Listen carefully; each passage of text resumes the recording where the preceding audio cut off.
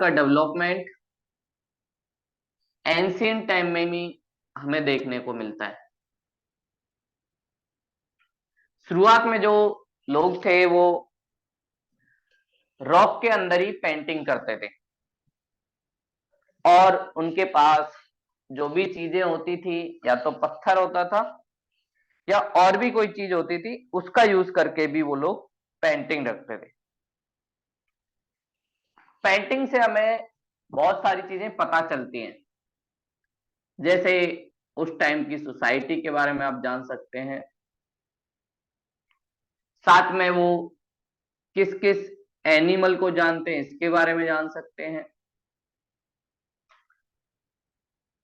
साथ में वहां का कल्चर कैसा था वो भी आप पेंटिंग के थ्रू जान सकते हो। किस टाइप के क्लॉथ, कैसा फूड वो लोग खाते थे, क्या क्या चीजें यूज करते थे, वो भी हम चीजें पेंटिंग के थ्रू देख सकते हैं। तो इंडिया में पेंटिंग का विकास या डेवलपमेंट सबसे पहले पैलियोलिथिक टाइम में, पैलियोलिथिक टाइम ऐसा टाइम जिस टाइम अभी राइटिंग का, स्क्रिप्ट का डेवलपमेंट नहीं हुआ है। ये स्क्रिप्ट से पहले टाइम पीरियड की बात है। तो इस टाइम पीरियड में अभी स्क्रिप्ट लिखना किसी ने सीखा नहीं है। इस टाइम में मैसेज देने के लिए पेंटिंग का यूज किया जाता है और ये लोग कोई भी मैसेज देते हैं तो एक पेंटिंग बना देते हैं, उससे सामने वाले को मैसेज मिल जाता है कि हाँ ये कहना चाहता है। तो शुरुआत हुई स्टेज में इंडिया में कुछ केव जो काफी फेमस हैं पेंटिंग आर्ट के लिए, जैसे भीम बेटका,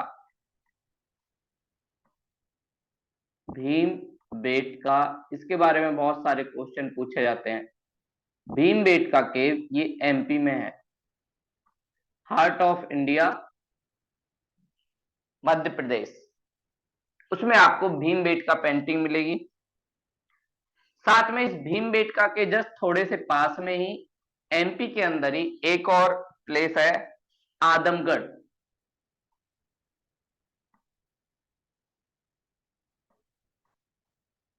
आदमगढ़ में भी आपको केव के अंदर पेंटिंग मिलती है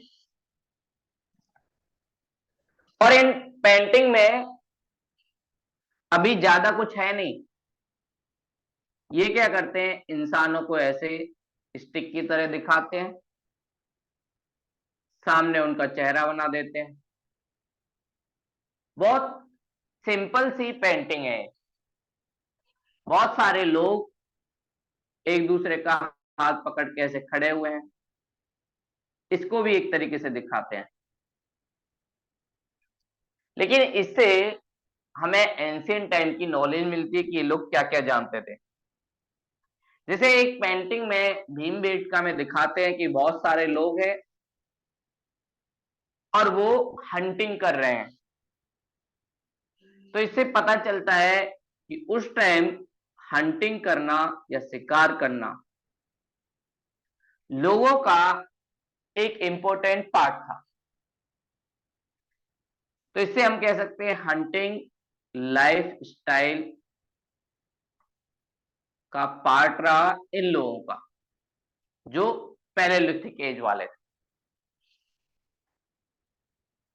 साथ में एक और चीज, इन्होंने मेल फीमेल दोनों की पेंटिंग की। इससे हमें पता चलता है कि इन लोगों को मेल एंड फीमेल दोनों के बारे में पता था, या इनको इन दोनों के बारे में डिफरेंस की नॉलेज थी, तभी तो उनको अलग अलग तरीके से दिखाते थे।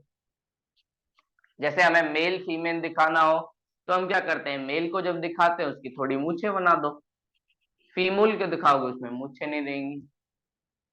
इस डिफरेंस को भी ये लोग जानते थे, इससे भी हमें पता चलता है। और साथ में जब भी लोगों को दिखाया गया तो ग्रुप में दिखाया गया। इससे पता चलता है कि लोग अपने ग्रुप में, समूह में, साथ में रहते थे, अकेले अकेले नहीं रहते थे। और हम लोग बोलते भी है कि ह्यूमन बीइंग एक सोशल एनिमल है, मतलब साथ में रहना उसको अच्छा लगता है, अनटिल अनलेस डिजिटल गैजेट हाथ में ना हो। तो यहाँ पे भी ये सारी चीजें हमें दिखती हैं। तो ग्रुप में लोग रहते थे, साथ में इन्होंने जो एनिमल बनाए उनके बारे में पता चलता है। तो डॉग का पिक्चर हमें दिखता है, साथ में एलिफेंट। अब जो जो इन्होंने पिक्चर बनाई, इसका मतलब उस एनिमल को ये लोग जानते हैं, तभी उसकी पिक्चर बना दी। इसके अलावा लॉइन, शेर, इसको ये भी ये लोग जानते थे। और भीमबेटका केव को इंडिया का नेशनल हेरिटेज हेरिटेज भी माना जाता है, क्योंकि एक तो सबसे पुरानी पेंटिंग, और इसमें अलग अलग सेंचुरी में लोगों ने पेंटिंग बनाई। और ये लोग कई बार आसपास जो पत्थर मिलता था उससे, कई बार नेचुरल कलर का यूज करके उससे भी ये सारी पेंटिंग करते थे। और साथ में ही इनको नेशनल हेरिटेज के साथ ही यूनेस्को, जो एक इंटरनेशनल लेवल की ऑर्गेनाइजेशन है, United Nation Education, Social and Cultural Organisation, ये वर्ल्ड में जो भी हेरिटेज होती है उसको बचाती है। और यूनेस्को की वर्ल्ड हेरिटेज लिस्ट में भी भीमबेटका केव इंक्लूड है। तो इंडिया के बारे में पैलेलिथिक टाइम पीरियड में सबसे अच्छी जो जानकारी हमें मिलती है वो है भीमबेटका केव से। तो यहीं से हम मानते हैं कि इंडिया में पेंटिंग की भी शुरुआत हुई। फिर इसके बाद इंडिया में एक सिविलाइजेशन डेवलप हुई, जिसे हम कहते हैं इंडस वैली सिविलाइजेशन या हड़प्पा सिविलाइजेशन। उस टाइम की भी कुछ पेंटिंग हमें दिखती हैं। कुछ पेंटिंग वो अपने बर्तनों पे करते थे, कुछ उनकी मूर्तियां जो है उससे भी हमें पता चलता है कि ये लोग कुछ चीजें करते थे। डांसिंग गर्ल, वो भी हमें दिखती है। तो पैलेलिथिक एज के बाद इंडिया में हड़प्पा टाइम पीरियड या इंडस वैली सिविलाइजेशन में भी हमें कुछ पेंटिंग दिखती है। और इंडस वैली सिविलाइजेशन के लोगों के बारे में पता चलता है कि लोग कैसे थे। तो इंडस वैली सिविलाइजेशन, यहाँ के लोग कैसे रहते थे, क्या क्या चीजें करते थे, इसे भी हम पेंटिंग के थ्रू देख सकते हैं। तो इंडस वैली सिविलाइजेशन जिसका डेवलपमेंट हुआ इंडस रिवर के आसपास, और ये इंडिया की पहली सिविलाइजेशन है। और सिविलाइजेशन का सिंपल सा मतलब, जब विलेज से कोई भी सोसाइटी शहर की तरफ डेवलप हो जाए, और शहर की तरफ तब डेवलप होगी जब वो प्राइमरी सेक्टर पे डिपेंड ना होकर टर्सरी और सेकेंडरी ग्रोथ करेगी। और फिर इन शहरों का जो क्लस्टर होता है, सिटी 1, सिटी 2, सिटी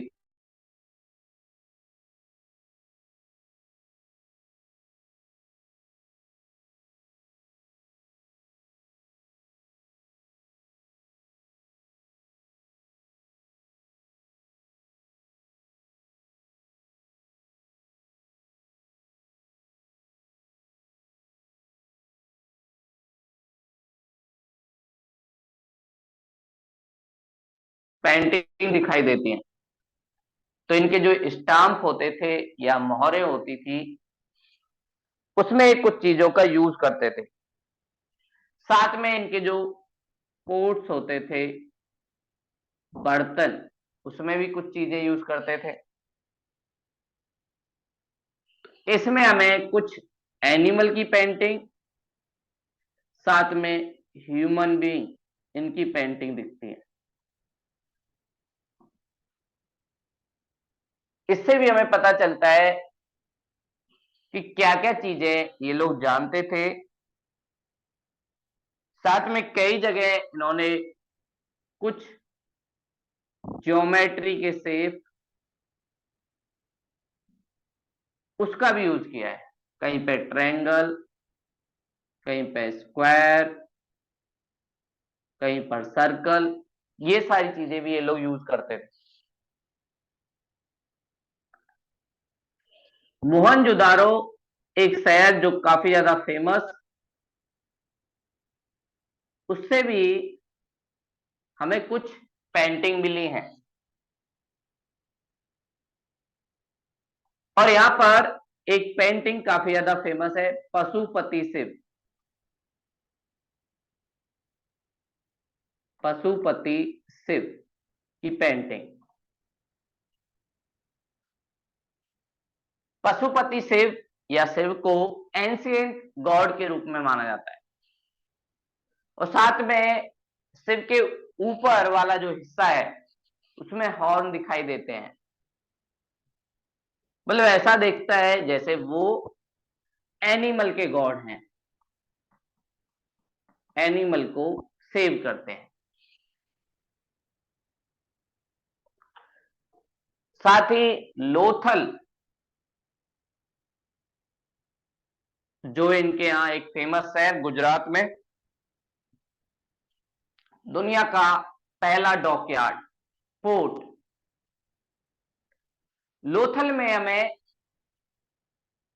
पंचतंत्र, आप लोगों ने बचपन में पंचतंत्र की कहानियां पढ़ी होंगी। पंचतंत्र की एक कहानी जिसमें एक चालाक लोमड़ी होती है, उसकी पेंटिंग भी हमें दिखती है। तो चालाक जो फॉक्स होती है, लोमड़ी, उसकी पेंटिंग इसमें दिखती है। और इससे हमें पता चलता है, एक तरफ रिलीजियस जो पशुपति शिव है वो पेंटिंग है, दूसरी तरफ नॉन रिलीजियस एक एनिमल की पेंटिंग है। दोनों तरह की पेंटिंग इनके यहां दिखती हैं, रिलीजन से रिलेटेड भी और नॉन रिलीजन से रिलेटेड भी। तो ये सारी चीजें हमें इंडस वैली सिविलाइजेशन, ये हमारी फर्स्ट सिविलाइजेशन में दिखी। इसके बाद बौद्ध पीरियड आया, जिसे हम महाजनपदा कहते हैं। उस टाइम भी कुछ पेंटिंग हमें दिखती हैं, जैसे बौद्ध से रिलेटेड पेंटिंग, जिन्हें हम अजंता और एलोरा केव में देख सकते हैं। अजंता और एलोरा से हर बार एक दो क्वेश्चन आता ही है। ये लीक वाले क्वेश्चन है, सबसे ज्यादा फेवरेट, इनसे हर बार क्वेश्चन आता ही है। और इनकी पेंटिंग सबसे ज्यादा फेमस है। इनकी दीवारों पर वॉल पेंटिंग आपको दिखेगी। तो अजंता आर्ट, पहली बात तो ये आती है कि अजंता आर्ट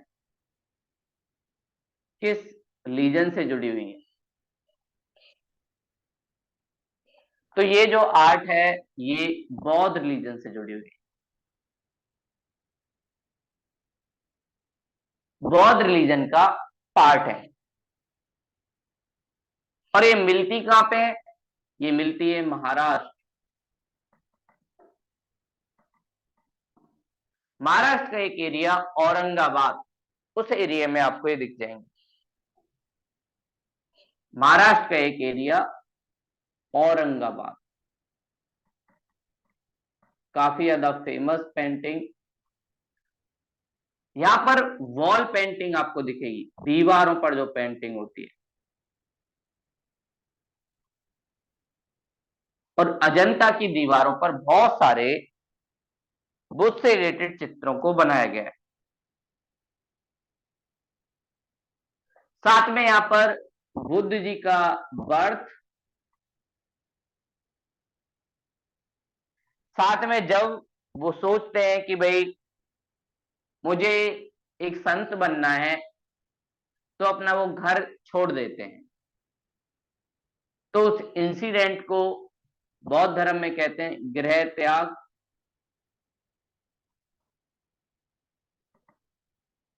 कि वो अपने घर को छोड़कर चले गए। उससे जुड़ी पेंटिंग, और फिर साथ में सारनाथ में उनकी फर्स्ट स्पीच, जिसे धर्म चक्र परिवर्तन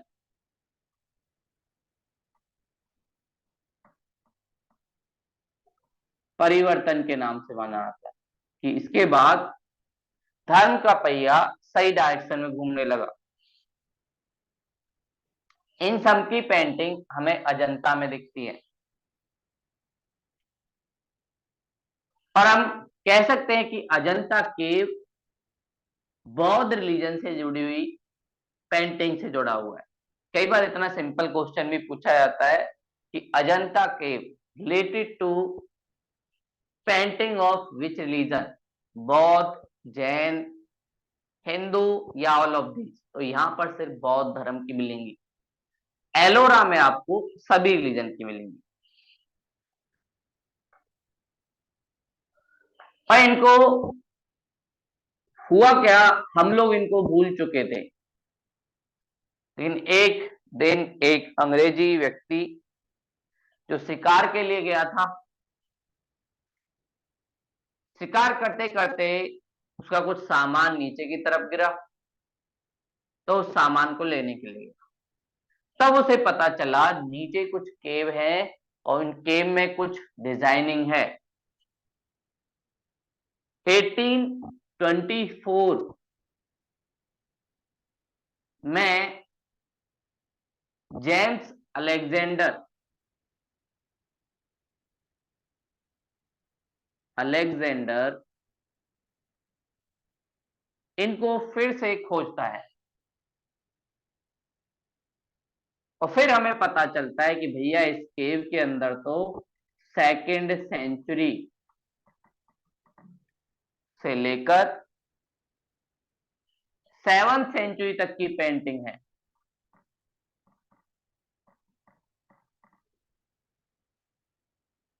एक साथ, मतलब उस हिस्ट्री को हम जान सकते हैं।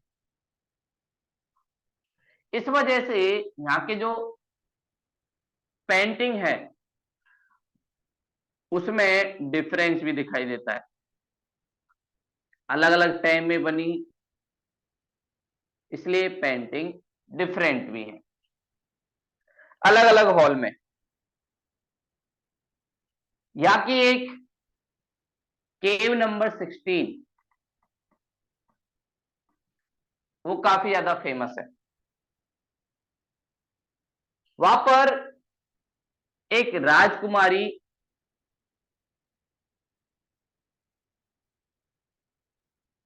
उसकी डेथ को दिखाया गया है, मतलब डेथ से पहले का इंसिडेंट। और वो काफी ज्यादा परेशान है क्योंकि उसकी डेथ होने वाली है।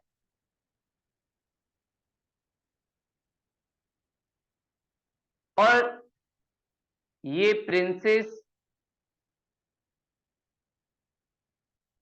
बहुत सारे लोग इसकी हेल्प कर रहे हैं, उसके बावजूद भी ये बच नहीं पाती। तो इसमें जिस भी आर्टिस्ट ने इसको बनाया उसकी फीलिंग दिखती है, कैसे भावनाओं को वो दिखाती है। केव नंबर 16 इस सीन को हमें विजुअलाइज कराती है।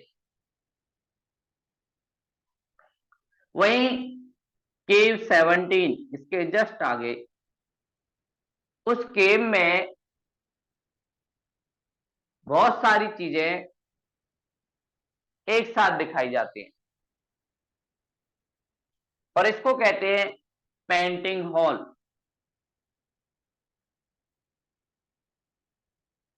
एक साथ बहुत सारी पेंटिंग आपको दिखेंगे जिसमें बुद्ध जी से जुड़ी हुई पूरी स्टोरी उनकी, जो भी उनके जीवन में हुआ, उनका बर्थ हुआ, फिर उसके बाद उनकी पत्नी से उनकी शादी हुई, मैरिज, फिर उसके बाद वो अपनी पत्नी को छोड़ के जो आ जाते हैं। उनकी पत्नी का नाम था यशोधरा।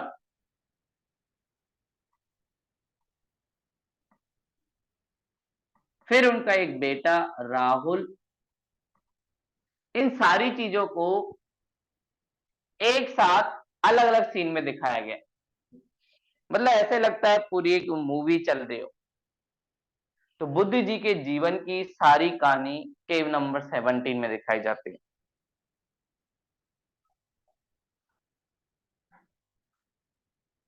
साथ में बौद्ध धर्म से जुड़ी हुई जातक स्टोरी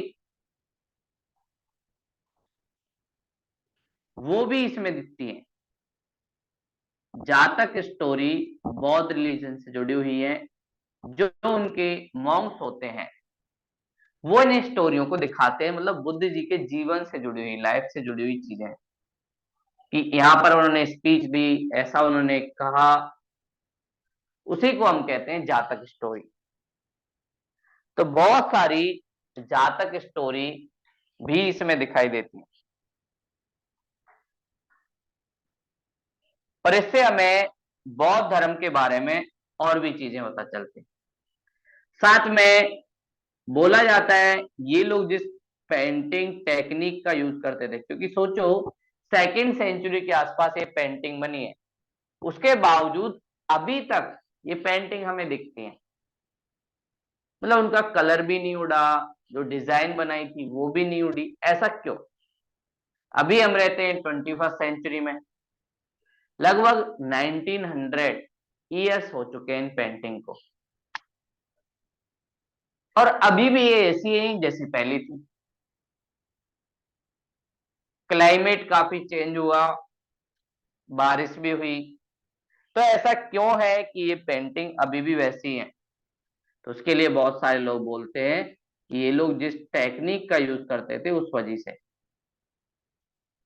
तो ये फ्रेस्को टेम्परा, फ्रेस्को टेम्परा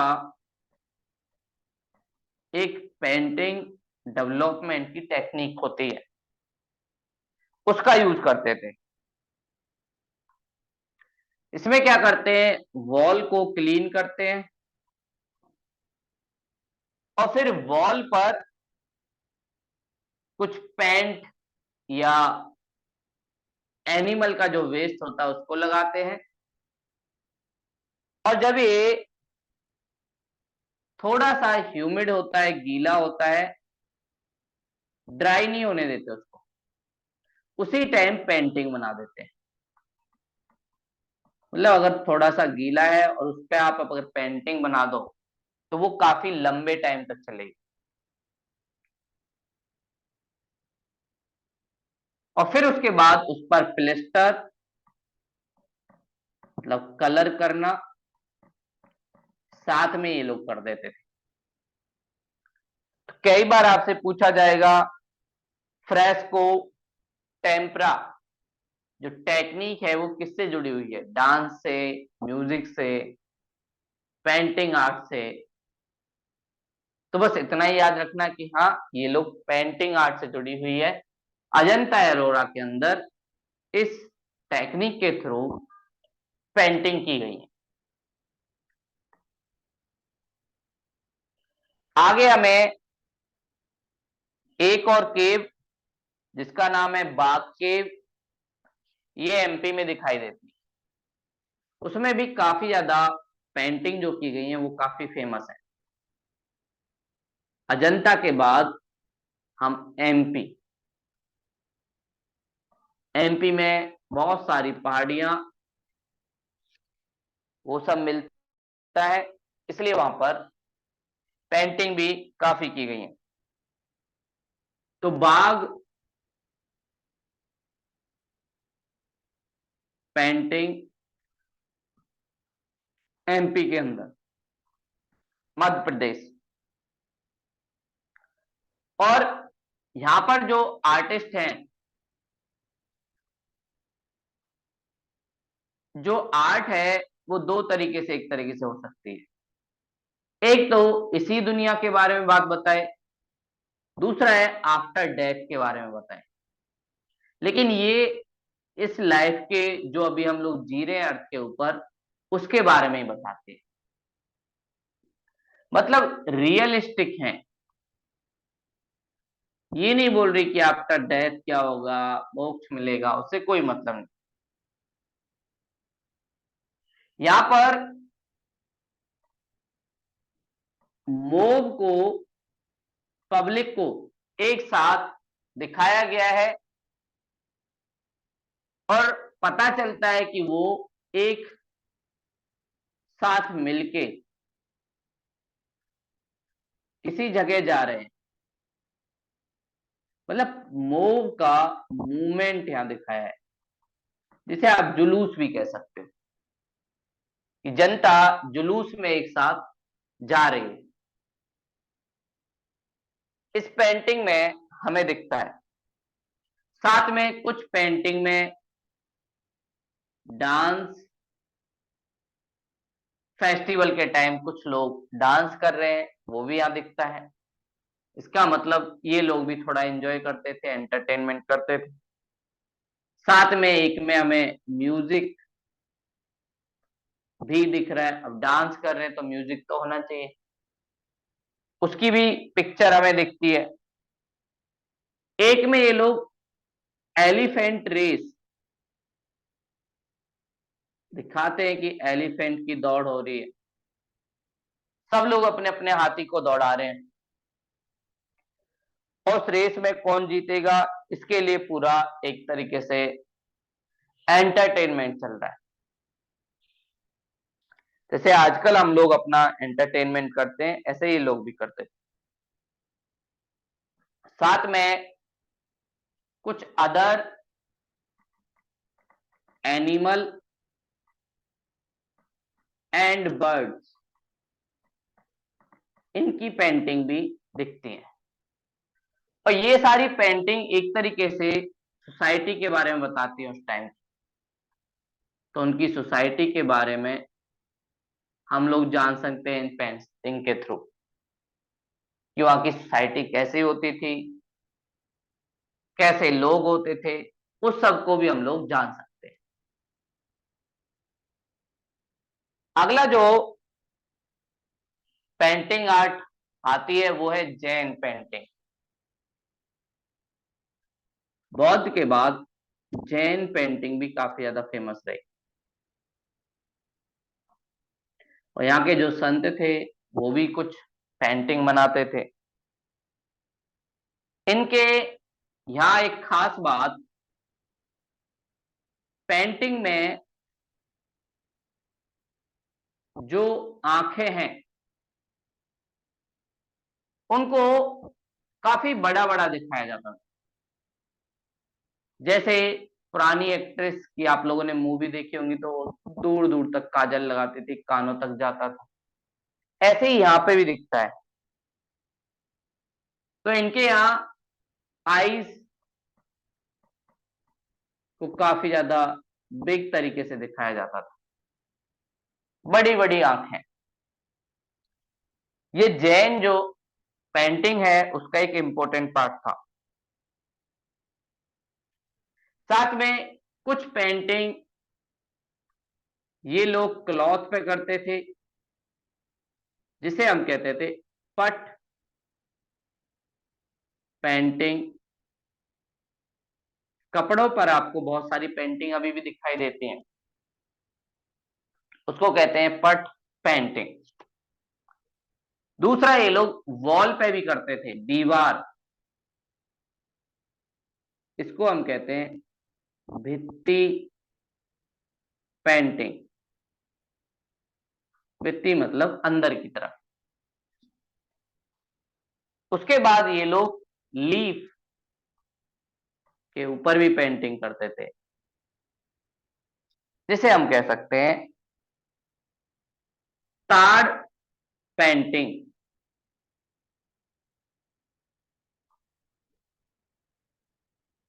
तो जैन में क्लॉथ के ऊपर पट पेंटिंग, वॉल के ऊपर भित्ति पेंटिंग, लीफ के ऊपर ताड़ पेंटिंग। ये तीनों तरह की पेंटिंग हमें जैन पेंटिंग में दिखाई देती है। और जैन चित्रकला में जो बैकग्राउंड कलर होता था वो अक्सर पीछे की तरफ रेड कलर का यूज किया जाता था। तो इसका मतलब ये लोग रेड कलर बनाना भी जानते होंगे। ये टेक्निक भी इन्होंने कहीं से सीखी थी। ज्यादातर जो इनके कलर थे वो नेचुरल चीजों से बनते थे, आर्टिफिशियल नहीं। नेचुरल कलर का ये लोग यूज करते थे। तो बैकग्राउंड जो है वो रेड कलर का रहता था। बैकग्राउंड में रेड कलर काफी ज्यादा यूज करते थे। और कई बार जो हमने लीफ के ऊपर देखा उनके बैकग्राउंड में येलो कलर यूज करते थे। मतलब इनके कलर में भी वेरिएशन थी, अलग अलग कलर था।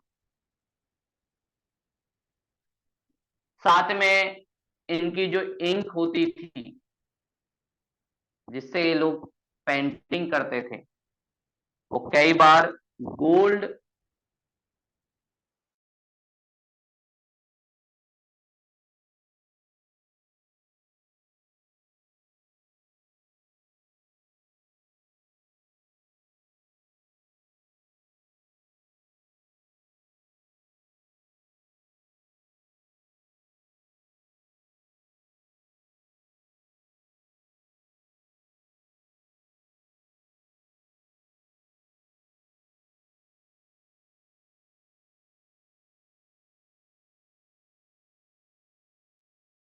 ये जैन पेंटिंग की एक और खास बात थी कि ये गोल्ड और सिल्वर इंक इन दोनों का यूज करते थे। साथ में इनके एक थी कि आप पेंटिंग को देख के फीलिंग पता नहीं कर सकते, बिल्कुल जीरो फीलिंग। मतलब आप देख के बता ही नहीं सकते ये डिप्रेशन में है या खुशी में है। जैसे बहुत सारे लोग होते हैं ना, वो हर टाइम एक से ही दिखते हैं। खुशी का टाइम हो तब भी ऐसे ही, दुख का टाइम हो तब भी ऐसे ही। तो आप उनके अंदर क्या चल रहा है या उनकी बॉडी के हाव भाव से जान नहीं सकते। ऐसे ही जैन पेंटिंग में होता था, फीलिंग बिल्कुल जीरो। और इसलिए हमें देखना पड़ता था कि स्टाइल कौन सी है। अच्छा, अगर पीछे जश्न का माहौल है तो इसका मतलब ये भी भाई साहब खुश है। पीछे अगर थोड़ा सा सैडनेस है तो ये भी दुखी है। उन अलग अलग स्टाइल और पोजीशन के बेस पे हम बताते थे कि भैया ये दुखी है या खुशी है। साथ में उस पेंटिंग के नीचे कुछ स्टोरी भी लिखी जाती थी। वो भी जैन रिलीजन में काफी ज्यादा फेमस थी।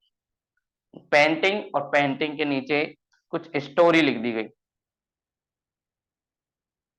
और ये लोग स्टोरी लिखते टाइम जिस लैंग्वेज का यूज करते थे वो थी अपभ्रंश। अपभ्रंश जो लैंग्वेज है वो संस्कृत से ही निकली, अपभ्रंश से होते हुए हम तक हिंदी आई।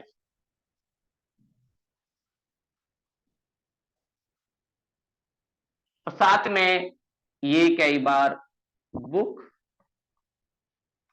की कवर पेज पे भी पेंटिंग का यूज करते थे। साथ में जैन जो संत होते हैं उनकी पेंटिंग भी हमें दिखती है।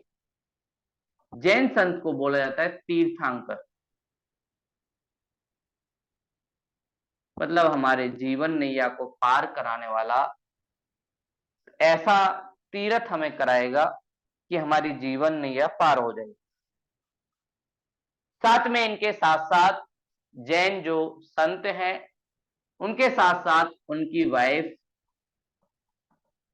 को एज अ देवी दिखाया गया है, उनके साथ उनको कई बार दिखाया गया।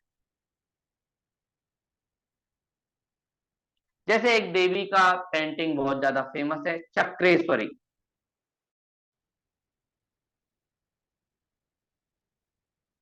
स्वरी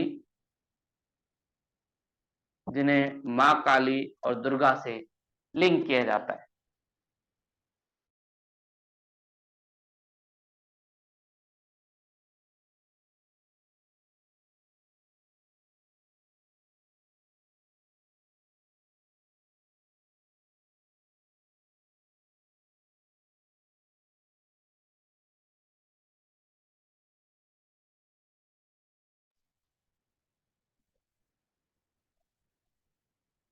जैन पेंटिंग डेडिकेटेड थी पब्लिक को, अपने किंग का ज्यादा सपोर्ट इन्होंने नहीं लिया, और ये दिखता है इनकी पेंटिंग में भी, क्योंकि इन्होंने किंग को ज्यादा बड़ा दिखाया भी नहीं,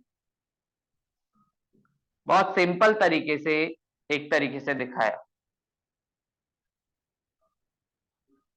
अगली जो हमारी है मुगल पेंटिंग, साथ में यूरोपियन लोग जब आएंगे इंडिया में उनके टाइम भी पेंटिंग हुई, और मुगल पेंटिंग में आपको जहांगीर का टाइम पीरियड काफी ज्यादा फेमस था पेंटिंग के लिए। इस पर क्वेश्चन भी पूछा गया, which of the following ruler famous for their painting, तो उसका नाम है जहांगीर। जहांगीर काफी ज्यादा फेमस है पेंटिंग के लिए। तो मुगल में जब उन्होंने रूल स्टेब्लिश किया, और मुगल लोग कहीं ना कहीं ईरान और उससे इंपेक्टेड थे, और ईरान और इराक वाले एरिया में पेंटिंग काफी ज्यादा फेमस थी। तो मुगल रूलर अकबर हो, शाहजहां हो, या फिर जहांगीर, जहांगीर तो अपनी ऑटोबायोग्राफी, तो जो ये जहांगीरी उसके लिए भी अपना पेंटिंग बनवाते हैं और उसको लगाते हैं। ये सारी चीजें हम कल पढ़ेंगे। आज की क्लास में इतना ही था। अगर कोई डाउट है तो आप लोग पूछ सकते हो।